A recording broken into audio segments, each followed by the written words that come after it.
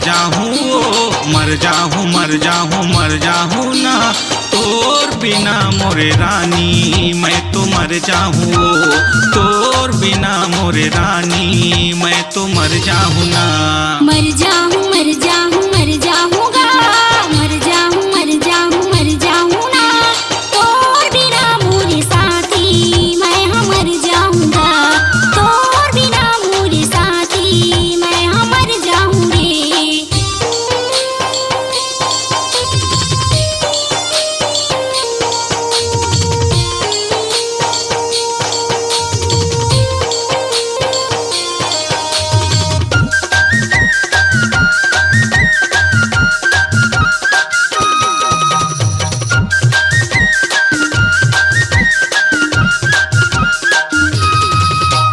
दुनिया रूठे सब झन छूटे ए रानी रे झन छोड़ बे तोर मोर माया के बंधना ला रानी सातो जन्म झन तोड़ बे दुनिया रूठे सब झन छूटे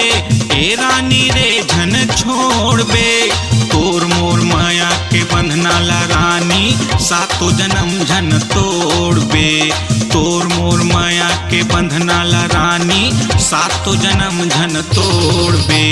नहीं तोड़ा नहीं छोड़ा नहीं तोड़ा रे नहीं तोड़ा नहीं छोड़ा नहीं तोड़ाऊंगा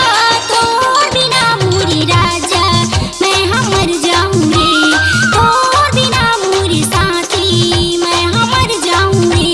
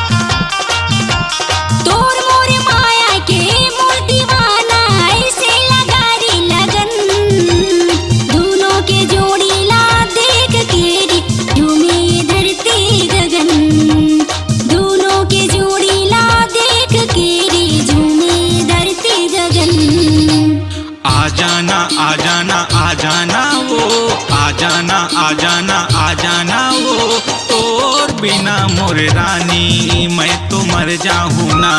तोर बिना मोरे रानी मैं तो मर जाहूँ मर जाहूँ मर जाहूँ मर जाहूँगा मर जाहूँ मर जाहूँ मर जाहूँ ना तोर बिना मोरे साथी मैं मर जाऊँगा तोर बिना मोरे रानी मैं तो मर जाहूँ तोर बिना मोरे साथी मैं मर जाऊँगी तोर बिना मोरे रानी मैं तो मर जाहूँ।